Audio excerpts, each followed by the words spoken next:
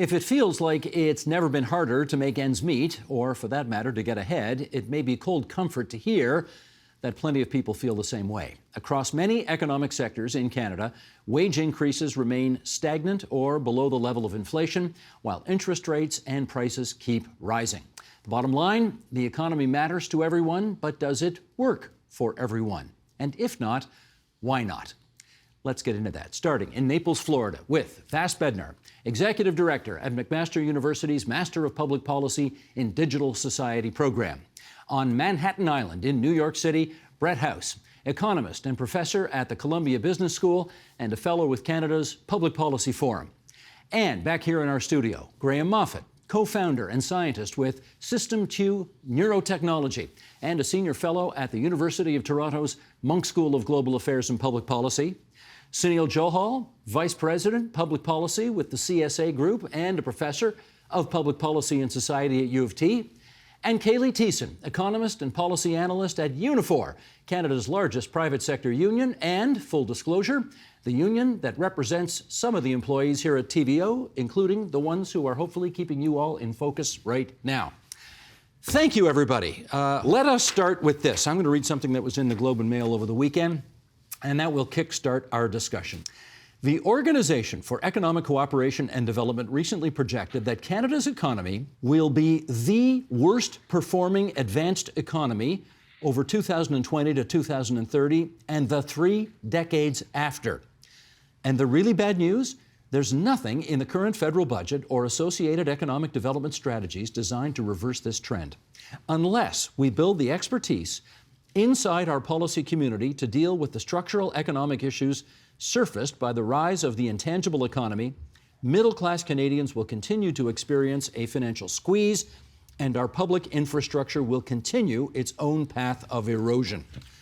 That is not what you call a hopeful outlook, but Vas, I want you to react to the suggestion that we are the worst performing advanced economy over 2020 to 2030 and 3 decades after. How should we regard that? I mean, it feels like harsh language, but Canada's productivity challenges aren't a secret. In the past, they've sort of been masked by growth in the natural resources sector. We know that we tend to underinvest in research and development, and we know that our companies do a poor job of adopting new technologies. So I'm kind of glad we're getting this kick in the pants, especially as we see a global recalibration of our broader approach economically. Brett, could I get you to react to that as well? Well, I'd build on what Vas said and add that what we've seen over a few decades is that private sector investment has been very weak in Canada. And that is what has driven that poorly performing productivity or research and development performance. And what we need to do is figure out what mix of policies and economic conditions are really going to incentivize private businesses to invest in capital, technology, equipment, and processes here to allow workers to be more productive. Graham, are you similarly as down on the future as the Globe and Mail appears to be? Well, I'd like to think I'm not, that we have an opportunity to turn this around. But I think there are some important, real moral imperatives to get growth back on track. If we want to have greater prosperity in the future, if we want our kids and grandkids to have better lives than us, if we want to be able to deliver health care to Canadians and all of the services and public infrastructure that they want, then we really have to get growth back on track, because getting stuck in a low growth equilibrium for a long time causes people to get stuck in sort of a zero-sum mentality, where if for one group to win, another group might have to lose. And that gets into all kinds of ugly politics and discrimination that is a real risk to Canada in the future. Kaylee, how do you see it? So I was both surprised and not surprised by this data. We have seen that government is making some really important investments. So we're thinking about childcare, for example, and how that will improve the experience and the well-being of people who are operating in our economy. Thinking about all of the auto investments and the industrial policy that we keep hearing about and talking about will actually do quite a bit to improve our performance. I don't think that was necessarily taken into account in the research that was referenced there by the OECD, and that government is talking about all of the additional industrial policies that we need to put in place as well. So I have as well a lot of hope that we can turn this around.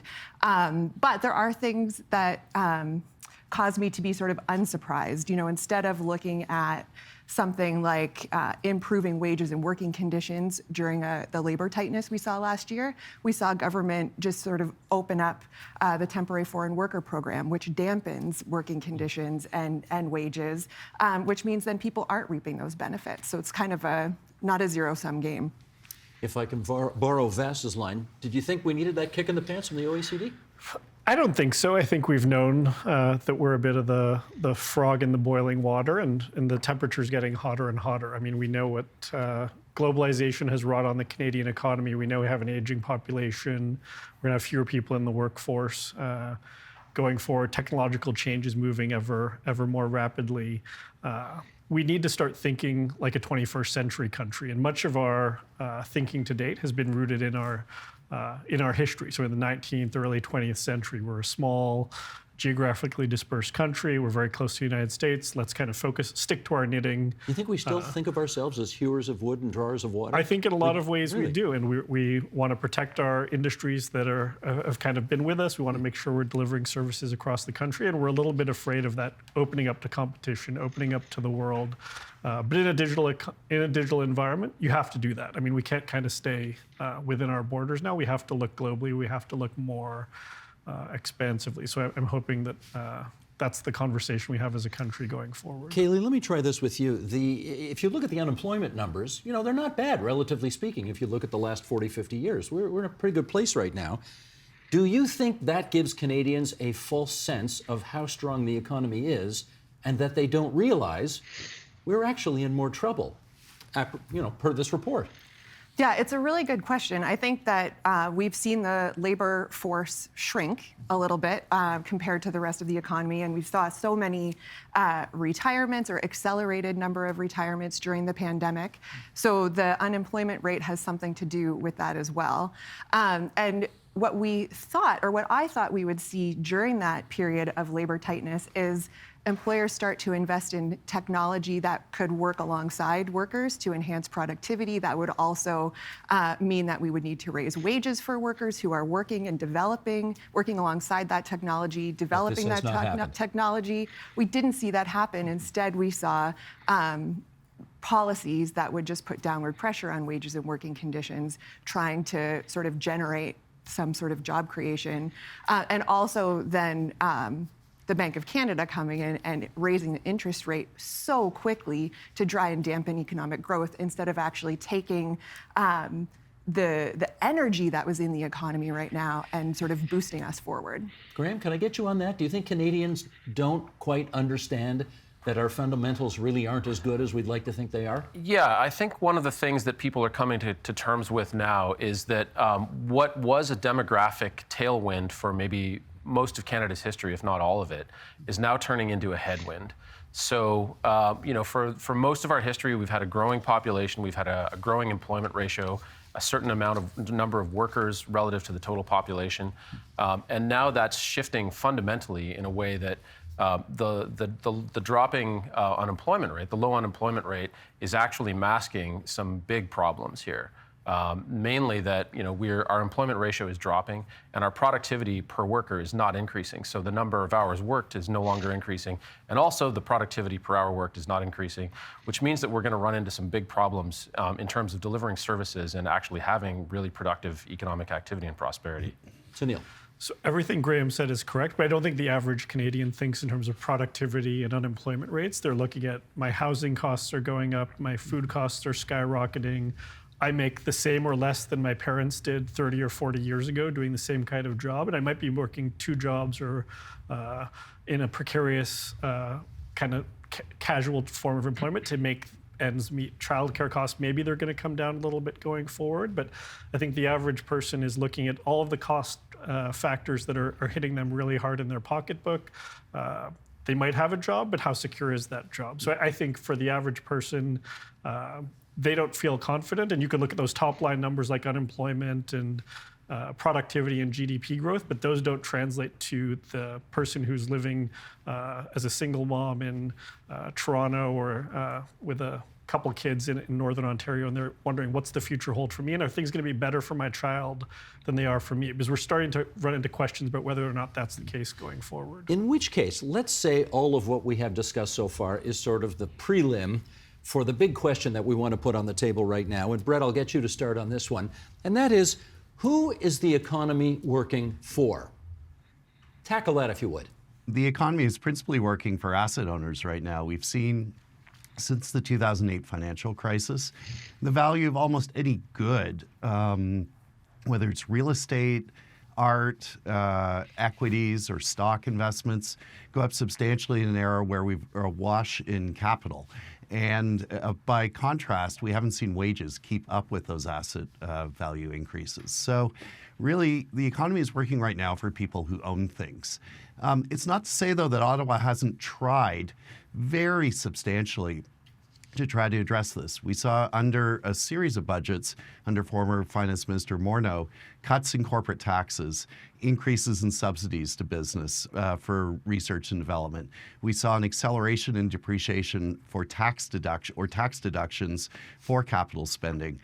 We are now the only G7 country with free trade agreements with every other G7 country and with every continent in the world. And so we have really gone to the policy toolbox to try to do all the things that business says that it needs in order to invest in improving the situation and the effectiveness of workers. But we haven't seen business come back with the capital spending that was supposed to incent. So the big question to me now is, what more do we need to do? And I think that's a question for business as much as it is for policymakers. We will pursue that question in a moment here. And incidentally, I'm sure Mr. Morneau thanks you. That what you just said is probably the only nice thing that's been said about him ever since his book came out. So let's get that on the record. Vass, you want to follow up on that? Who's the economy working for right now? Yeah, Circle gets the square. I mean, I think the economy works really well for shareholders. I think it works very well for people who own intellectual property rights as we see digital technologies scale and grow. And I think for people who own property. So we're seeing a rental crisis on the tail of our housing crisis. I think we have a generation that sort of anticipates and understands the inequities here. And in instances where we do see modest, and the emphasis is on modest, productivity growth in Canada, we don't see the share of that productivity actually get returned to workers. Kaylee touched on this, right? We see those returns go back to shareholders. So in reconciling with our poor productivity history, I think Canada's also looking ahead and starting to think about what does this history of shareholder capitalism mean? Where is it getting us and where's it going? Well, the word productivity has come up numerous times so far. So, Kaylee, I'm going to get you to follow up on that. My hunch is when employees hear the word productivity, what they think is, you want me to do more for the same money. And is that part of the reason? Maybe there's a suspicion on behalf of workers as to what productivity is all about. Is that one of the reasons we are such laggards at productivity in this country? I don't think we can put the blame on workers for this. First of all, people are working incredibly hard across the economy in every sector. And we are seeing that we're doing more, working harder for the same amount for the same amount of money, or potentially even less, because we've seen wages stagnate over time. And with less people. So we're kind of accomplishing the same amount with less resources, or with fewer resources. What we'd like to be seeing is business invest using technological change, working with workers to create the technology that they will then use to do their job better, then also making sure that the rewards from that technological change, that productivity enhancing activity, is delivered to workers and not just shareholders and owners. Graham, who do you want to blame for the fact that Canada is constantly seen as being laggards when it comes to productivity? Boy, that's a tough one. I mean, business likes to blame the government likes to blame business. Everybody's looking for somebody else as a scapegoat on productivity. So it's a real challenge, and I don't know that there's a simple answer to this one. The question we really need to ask is, what do we do to unblock this productivity stagnation? What do we do to fix this? And unfortunately, we're facing some unbelievably significant headwinds. So there's the demographic headwind, which we mentioned earlier.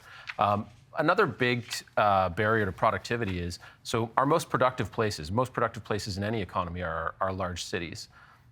And workers are more productive when they can live near other workers and near lots of jobs. These are the kinds of things reasons you'd want people to be able to live in the largest cities in a country or in a province. And what we've seen is the cost of housing rise so fast that this is actually a big, significant drain on productivity.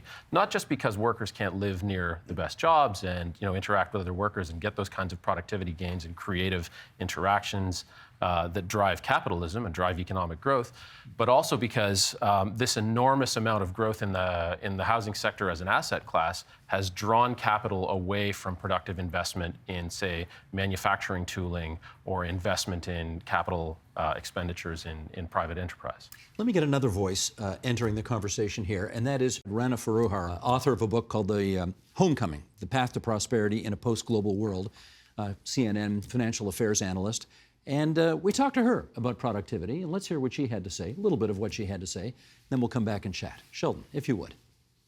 There has been a disconnection between growing worker productivity and what workers actually get paid in this, basically in the turn of the century. So since 1999, workers, as they have gotten more productive, no matter how much that's been, have not been seeing the wage growth from that. So that's really, really unique. If you go back to the 80s or even to the early 90s, if workers did become, in fact, more productive, they would get higher wages. But that's not happening now. That link is broken. Do you agree with her that link is broken and therefore that's part of why we're in the soup right now?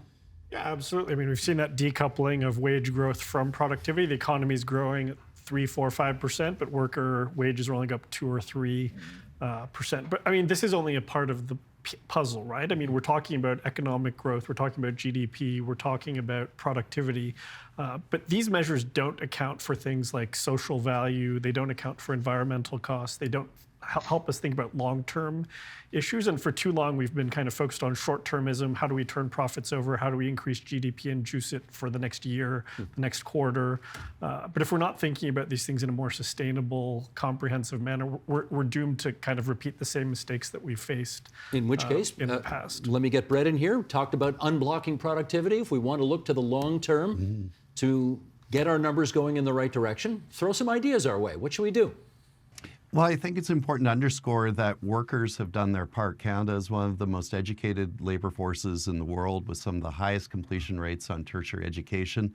So individual Canadians have invested in their own productivity by increasing their skills in education and training.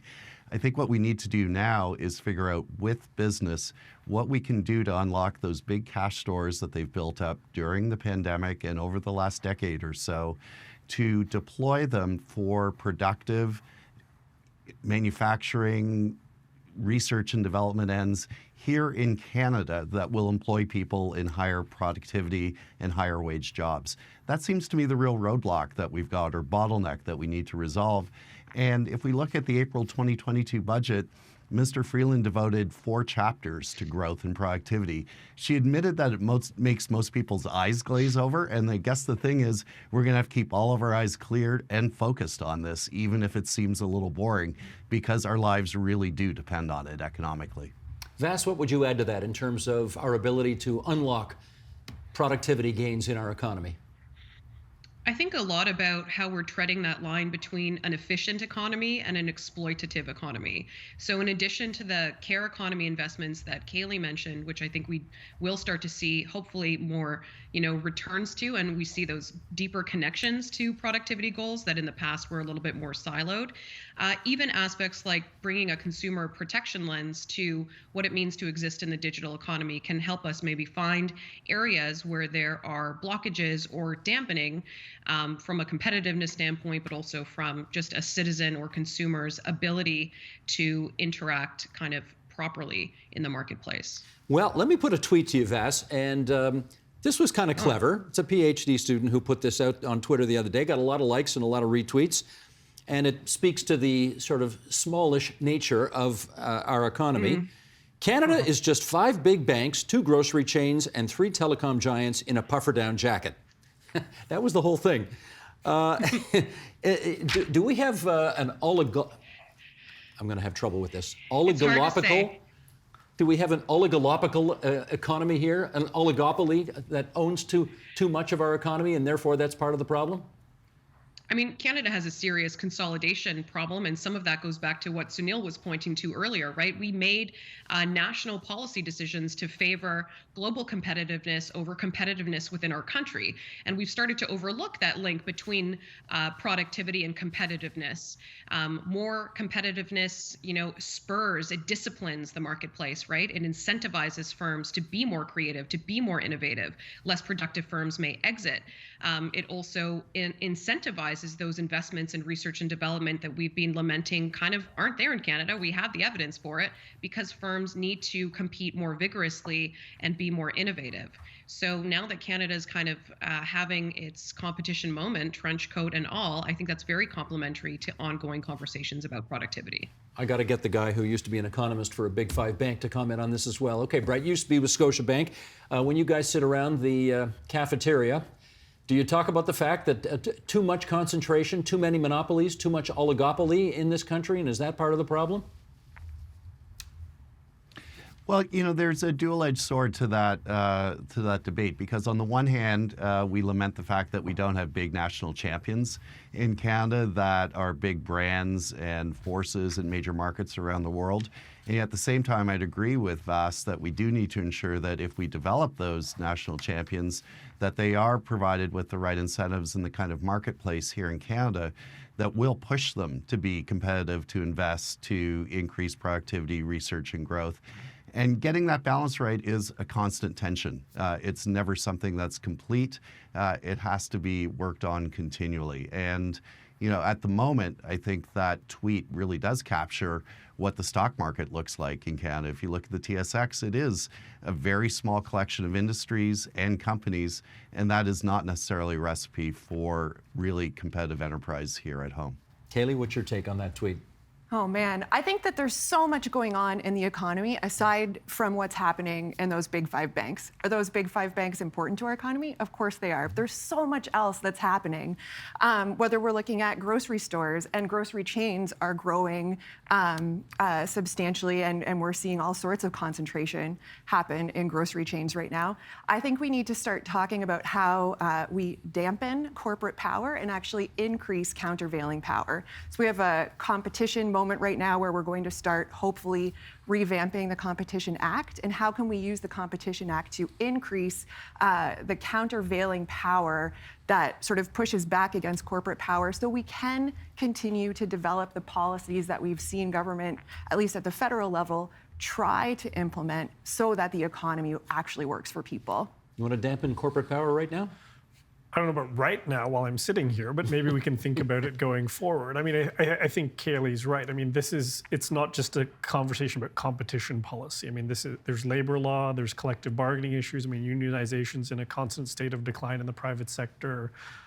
In Canada, it's investments in social infrastructure that free up women to enter the labor force. It's a whole range of issues. And I mean, I think the challenge is the economy is a big, complex, messy beast, and thinking about it through one lens or two lenses is not sufficient. We need to take a really broad-based perspective that looks at what federal levers we've got, provincial levers, what's the private sector bringing to the table, what are higher education institutions bringing to the table. If we only look at it through a competition lens, it's a short-sighted approach. Yeah, Can I jump in on that? Please, At the beginning of the pandemic, sort of back in 2020, June 2020, we were talking a lot about how do we build an inclusive economy? And what does it look like going forward to have something that's even stronger than what we had before the pandemic? What seems to have happened is that we're starting to talk about how do we get back to the status quo? And I find that really disappointing. I think that there's so much that we could do to actually build something better than what existed before. We were going to build back better, right? Yeah, exactly. What happened to that? I don't know. We had some investments in 2021, and then all of a sudden in 2022, again, thinking about the federal budget, there was so much dampening of the excitement. Like, don't worry, we have inflation. We're just going to get back to the status quo so that we don't mess anything else up, when in fact we could have had transformational change. How do you see that, Graham? I think that's right. I think the assessment that we've sort of lost the momentum for transformational change is correct. If we look at the distribution of firms in Canada, as Brett and Vas pointed out, there's not just a lot of old firms that are sort of low innovation in low innovation sectors. There's also a real missing middle in Canada, that we don't have medium-sized businesses. We tend to have small businesses and very large businesses. And the really high innovation, high growth businesses, 500 employees, are sort of missing in the Canadian economy. We have to have a serious conversation about how we get small businesses and startups to be able to grow into scales where they can really drive productivity growth and innovation in the Do economy. you know, Graham, why it is that way? I don't know if anyone knows why it's that way. I mean, I think this is one of the great economic mysteries of Canada. Why is it that to a certain extent, Canada is very lucky. We live in a safe place. We've been able to coast on population growth and a wealth of natural resources for a long time. We've had abundant energy, and now that the world's changing and that population growth is turning into a demographic headwind, we're really stuck. So we're going to have to be very creative to figure out a way out of this problem. Part of that will be, as Vas and Brett have suggested, maybe taking away some of the enormous pricing power of these Canadian behemoths in the oligopoly economy, maybe forcing them into stronger competition, killing some sacred economic cows even. I don't know if there's political will to do that, but we're going to run up against a wall where we're going to be forced to make that choice very soon. Brett, how does that sound to you? Yeah, Steve, I think there's some reasons why we are dominated by some very large companies, and that's because traditionally we have been in the resource sector, which is very capital intensive, and we're continuing to move into a world where ideas and intellectual property play a bigger role. And that middle-sized part of the economy and business sector that Graham was pointing to is going to become increasingly important. On the upside, there are a lot of policy ideas that are percolating through the federal finance department right now that could help address that. The 2021 and 2022 budgets looked at creating employee ownership trusts that would allow the huge wave of baby boomers who are looking to exit and retire from their businesses to sell them to their employees. And we've seen in the US and UK that that's been a major factor in growing that middle part of the economy and ensuring that we not only have shareholder capitalism, but stakeholder capitalism, where workers themselves are benefiting from growth. We also know that the move to get childcare arrangements in place across the provinces is already ensuring that we have the highest proportion of women in the labor force that we've ever had in Canada's history. And looking across the target core working age population, we have the highest share of Canadians working that we've ever had. So we are doing some things right, and if we complement that with greater competition, freer trade between the provinces, the IMF and the OECD have both said we could add, on the range of about 4 percentage points to GDP almost overnight at the stroke of a few policy pens. So we've got things that we can do. Okay, let's get some more ideas. Vas, what would you add to that list?